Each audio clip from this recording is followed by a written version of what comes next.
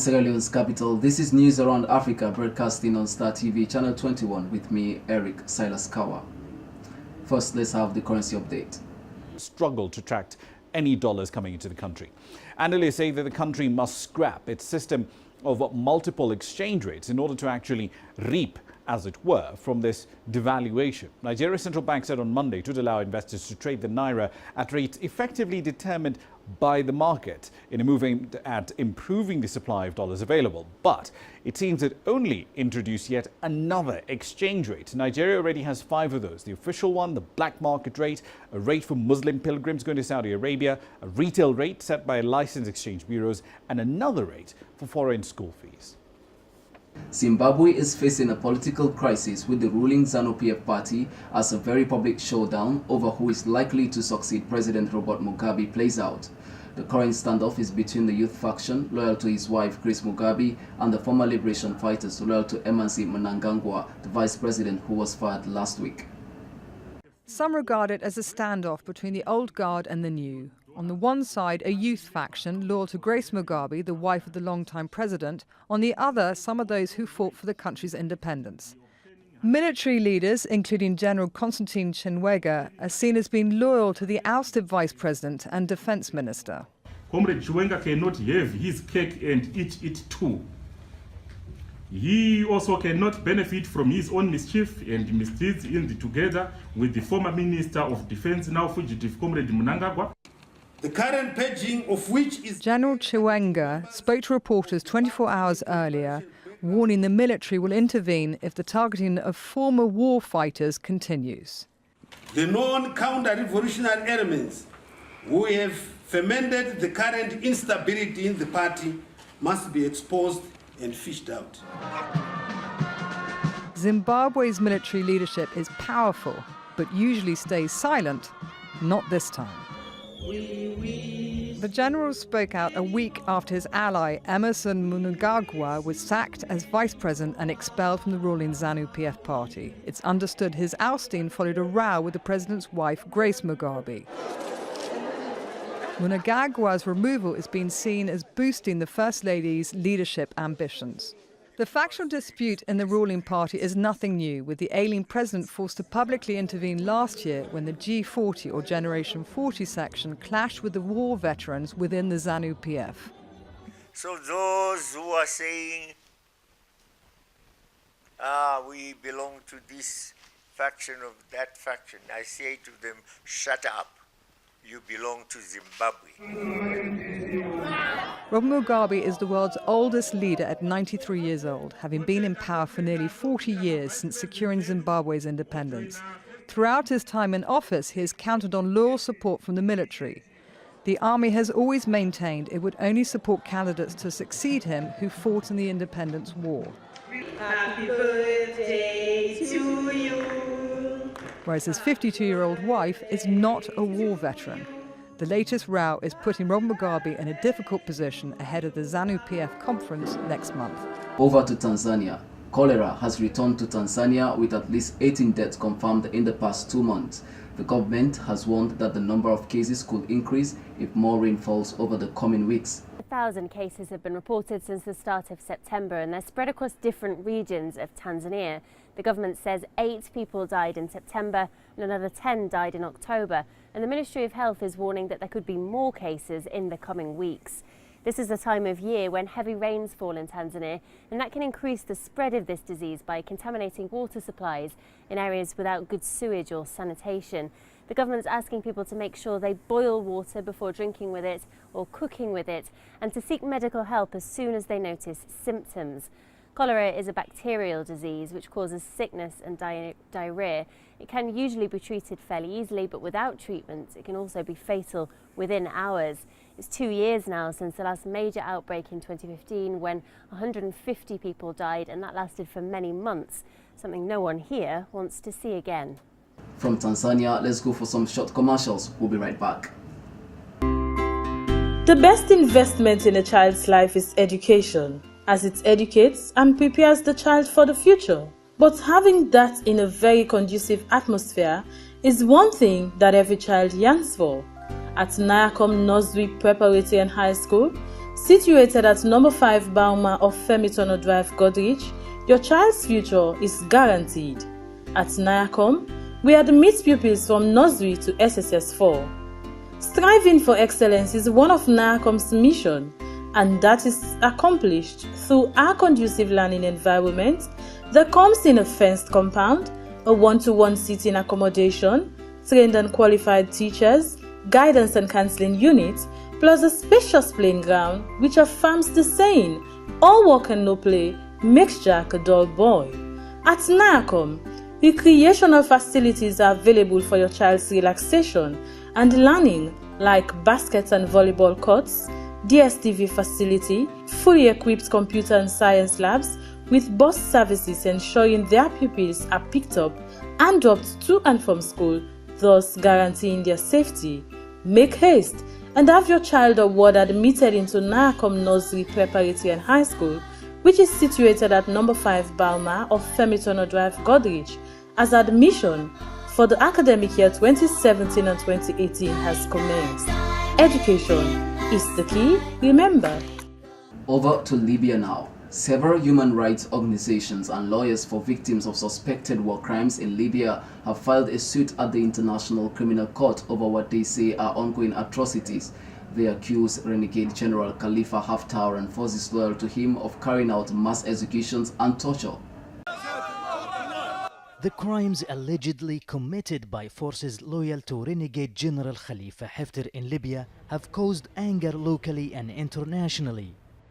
Mahmoud al-Warfalli, one of Haftar's leading officers, is wanted by the International Criminal Court for war crimes, including killing without trial. The failure to arrest him highlights a major challenge as chaos and instability plague the country. The court has enough evidence to prove that Haftar is the commander, the superior of Warfalli. And that's what Bensouda said in her statement before the Security Council when she appealed to Haftar to arrest al-Warfalli and hand him over to the Libyan authorities so he can be handed over to the court. So Haftar, with video or without video, it's proven that he is the superior of al-Warfalli, and thus, under the doctrine of command responsibility, he will be held responsible. 36 bodies were found last month in what appears to be mass murder in the village of Labyar, about 70 kilometers east of the city of Benghazi. The area is controlled by forces loyal to General Haftar. The corpses had gunshots to the head and signs of torture. Witnesses say the victims were arrested by Haftar's forces months ago and haven't been heard of since. Haftar's forces have been repeatedly accused of committing atrocities since the renegade general launched Operation Dignity in 2014, a campaign he said would drive out armed groups from Libya. Last March, pictures emerged allegedly showing Haftar's forces unearthing graves of opponents, mutilating the corpses and setting some on fire in a district west of Benghazi. Victims' families have been denouncing what they say are atrocities against civilians in Benghazi, and several human rights organizations have accused Haftar's forces of committing crimes against humanity. Some suspect Haftar's forces will continue with impunity because Haftar is supported by regional and international powers, including Egypt, United Arab Emirates, France and Russia. Since the fall of Muammar Gaddafi, lawlessness and impunity have created a breeding ground for committing atrocities in Libya. It will be up to a court to decide whether Haftar's forces and their commanders are responsible for war crimes. They remain at large, and tracking them down and putting them in jail is expected to be a difficult task. Madagascar is an island famous for its biodiversity, but with a booming population. We look at the biggest issue of all, the issue of slash and burn farming, which is threatening forests, animals and ecosystems. But with more people in need of food, there's no easy solution, as Dan Ashby reports. To the untrained eye, it looks like a haven of nature, but this is actually Madagascar's biggest natural threat. This valley used to be wild, but it is now a vista of rice paddies. And the people say they need much more land. Rice is the source of Malagasy life. It's so difficult to work the rice because we need the shovel and water to work it. I need more land. I have a big family, so I need more. The outcome? A rise in slash and burn agriculture like this. Forests cleared to make way for more and more farms. And this is only the start. In the years ahead, Madagascar's population is expected to boom. People require food, and food requires land, and there will only be more pressure on Madagascar's unique wildlife and nature. That nature is a rainbow of biodiversity, thousands of species in all the colours, many of which are unique to Madagascar. But already 40% of its forests have gone, and by 2050, the population is expected to top more than 50 million people. Experts are worried that the planting of rice paddies is not sustainable. So after they do it, there's no fertility on the soil. You can't plant anything, and they move to another part of the forest. So the expansion is really bad for the protected area. Officials and NGOs are rolling out a programme combining family planning and conservation. They hope to slow the rate of slash and burn. With hundreds of critically endangered species, they need no reminding of the urgency. Because nobody wants this show to come to an end. Let's go for some short commercials. We'll be right back. Have always wanted to get some good IT training, but often wondered where, when, and why. Allow me to share my pleasant discovery. Situated on the outskirts of Freetown on Mile 91 Freetown Highway, Silicon Hills, just opposite the former Camp Charlie, is the Canadian College of Modern Technology. And apart from its serene environment, which makes it most suitable for learning, this certified and accredited Canadian College of Modern Technology, with its well-experienced international and local teaching staff. We offer courses in computer science, business administration, human resource management, development studies, and mass communication. They will help you develop and demonstrate effective problem-solving skills to be successful IT professionals. You may also like to know that this fully equipped institution is not only special for its wireless connectivity and its unique waste management policy, which seeks to help reduce their carbon footprint, but also has a 24-hour solar electricity power supply and a backup generator. This highly secured campus also has a clinic, student hostels with clean running pipe-borne water, a canteen, and state-of-the-art learning facilities to make learning a good experience. Enrollment for 2016 starts right away. And here's a little secret. For the year 2016 and 2017, all registered students who meet all financial obligations will be provided with personal laptops to help them with their studies. So hurry now and get your application forms or contact them on these numbers: 079 630 407 or 099 140 208 or 025 343-175. The Canadian College of Modern Technology, where knowledge and hard work are the ultimate. Canadian College of Modern Technology is the place where careers begins. Keep it high, rising. Over to Somalia. 80 Al-Shabaab militants are the latest casualties in a special operation in agricultural-rich Chilip south of the capital. The militants control the area, and the Ministry of Information says they were planning a large-scale attack along the Kenya-Somalia border. Thousands of Ethiopian troops have recently crossed into the border ahead of a major offensive following recent attacks, but there are fears this could be compromised by a planned withdrawal by AMISOM troops next month.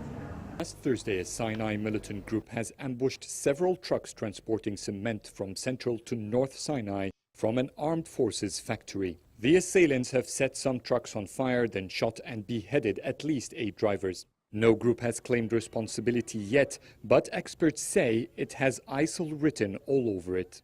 ISIL will not have resorted to this in direct war unless they feel great pressure against them from the army forces.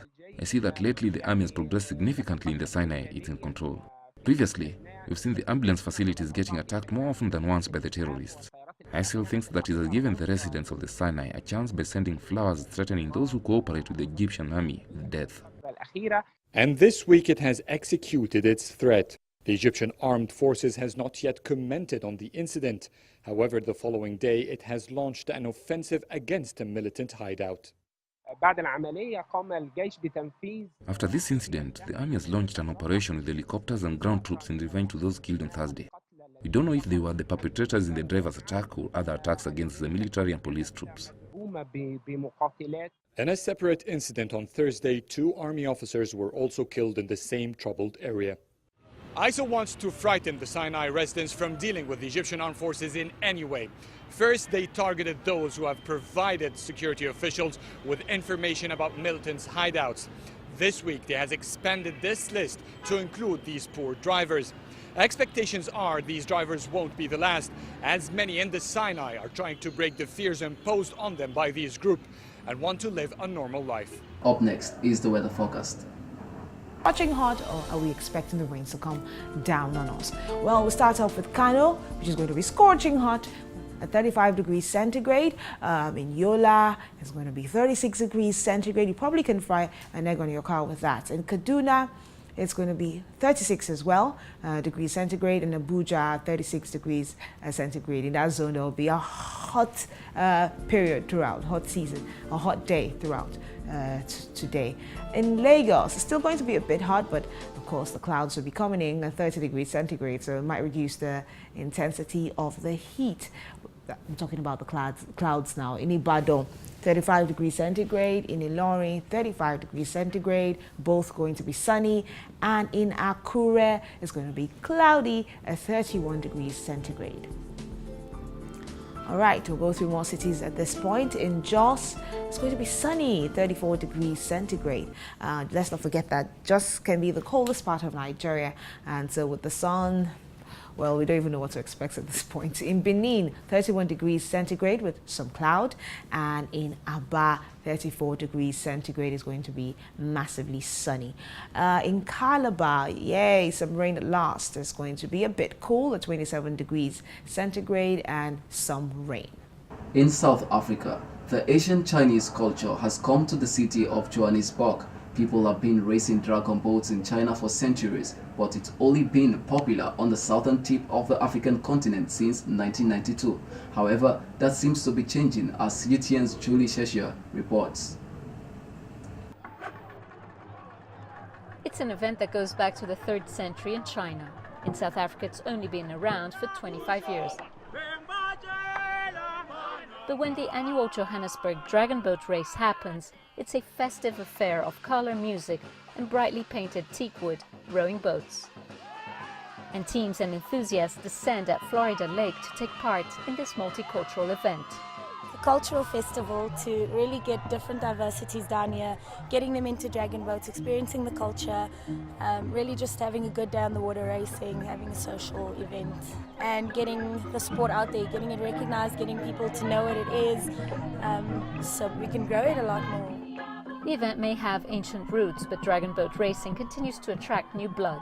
Today, modern dragon boat crews consist of 18 to 22 paddlers. Today we are using 18-seaters. Yeah, on the 18-seaters we have 18 guys who are paddling. Then we have one drum beater who helps with the timing of all the paddlers. And the oarsman is the guy who steers the boat according to the racetrack. Then the flag catcher is the guy who catches the flag, so that will determine who won first. For those participating for the first time, it's a sport that they would like to help promote.